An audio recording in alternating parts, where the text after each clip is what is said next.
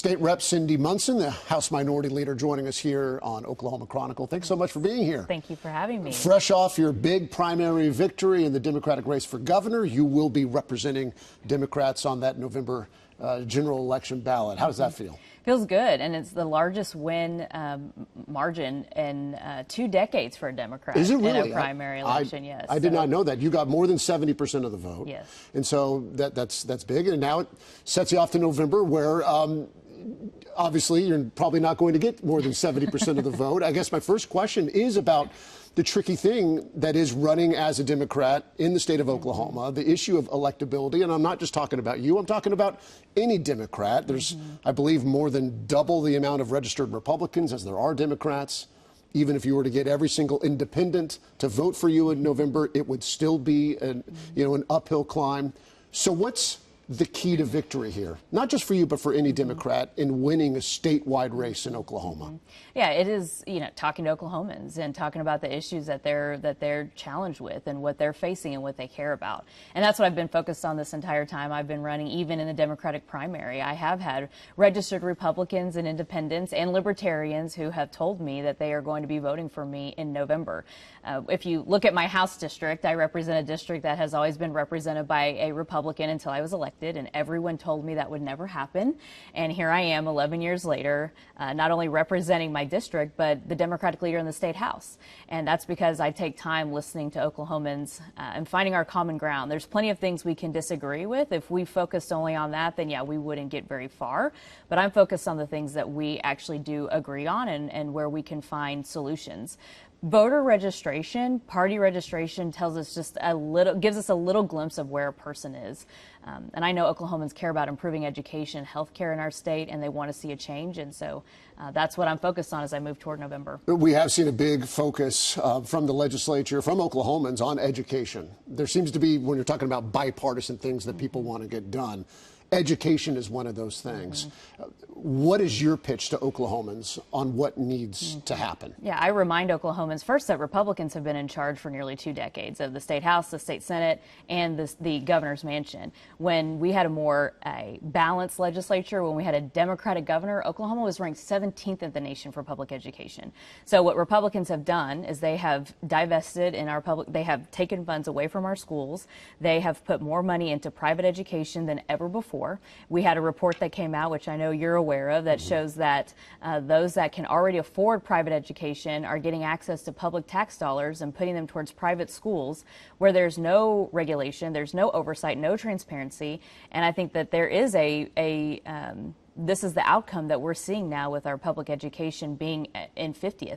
Teachers are leaving the classroom because they're not compensated in the way that they should be. You look regionally, we're still last for teacher pay. You look regionally for support staff pay, same thing.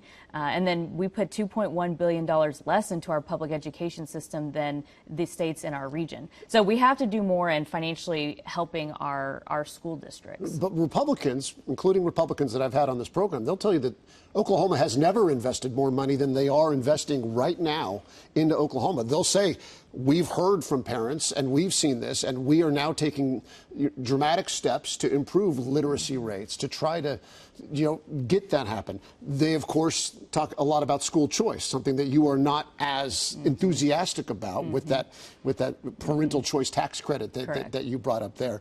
So are we not moving on a path to improve right now? Well, the part of the story they forget to tell you is the cuts that came for public education prior to the 2018 teacher walkout. And that was due to Republican income tax cuts. So cuts in education, health care, human services, infrastructure. We're having to catch up now for all of those cuts that were made. And the demand and what is needed in our classrooms today is much higher than back in 2018. And so we have to look at what are the needs that our students have, what are the needs that our teachers have, what are the resources they need in order to take care of those students that are sitting in front of them, and make sure that we're providing the financial resources that are necessary. And that $275 million that's going to private education should be coming back to public schools. That tax credit. That's right. I remember I saw a statement from you this past week. You said that $275 million, which is now the new cap after the legislature raised it up from $250 million, this $500 to $7,500 tax credit per student going to kids enrolled in private schools. You said that amount of money, $275 million, that could be transformative. Mm-hmm.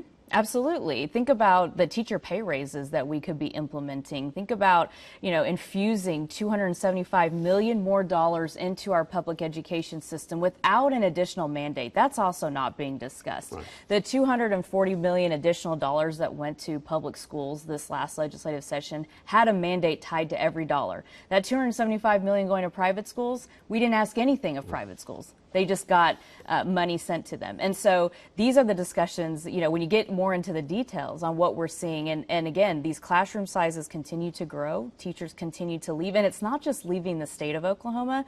There are industries, even local businesses in Oklahoma that are able to hire or are able to recruit and hire teachers and support staff and paying them a higher wage. And so that's where teachers are choosing to go. I want to move to taxes right now, because I think when you talk to a lot of Oklahoma voters, affordability is like the number one thing right now. The fact that we feel like our money just is not going far enough, everything costs more, and they see Republican candidates as the candidate that's promising to cut income tax, take it down to zero eventually, to cut property tax, to remove it at least for seniors and veterans. What is your tax plan to make things better for Oklahomans? First, I would want to, again, just remind Oklahomans that with the income tax cuts that have been in place by Republicans have harmed us with education, health care, and the things that we value that we know we need in our communities to be successful, especially economically, and move this state forward. When I think about tax relief for Oklahomans, an across-the-board income tax cut does not help lower-income or middle-income Oklahomans. Most Oklahomans are making somewhere between $65,000 and $75,000. Those at a higher tax bracket are actually feeling the income tax cut and getting money put back into their wallets. Those of us in the middle and below, we're feeling it when teachers leave the classroom, when there's more potholes in the roads. We feel it in a different way. And so if we want to actually provide real tax relief for working Oklahomans, I have proposed a sales tax relief credit that I have been working on for a couple of years that has been supported by Republicans in the past that I will work on.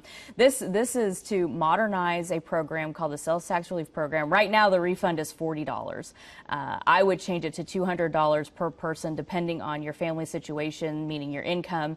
Do you have a person who are there disabilities, an elderly family member, to be able to get some relief back based on the sales tax that you're paying. Same thing with the earned income tax credit. We can increase the refund for working Oklahomans. These are people who are working, who are paying taxes, who are then getting a little bit of money back. These are things that, again, have had bipartisan support in the past and that I would work on as governor. It also gives us an opportunity to be responsible with our revenue that's coming into the state budget, because the reality is we need revenue, and a majority of Oklahomans do understand this. They want relief, but they also know we have to protect that revenue so that we can fund things like our schools and our healthcare system. And so these are things that we can target and actually help working Oklahomans versus continuing to give tax relief or tax cuts to the wealthiest. There are also plenty of tax credits and exemptions that are going to wealthy folks and corporations that we could be re-diverting those and reprioritizing those for working folks. I'm being told that we're out of time. Just 20 seconds. What's the biggest difference that voters need to remember about you compared to, say, a Gintner Drummond or a Mike Mason? When you look at our politics today and where Oklahoma is and who's been in control for 20 years, I'm an everyday working person. I understand what everyday working people are going through. These two guys are multimillionaires who are putting millions of dollars into their own campaign to attack each other, to fight for Trump's endorsement or explain why they didn't get Trump's endorsement, whereas I'm out there working, talking to everyday people, earning every dollar, earning every vote to my campaign to focus on Oklahomans.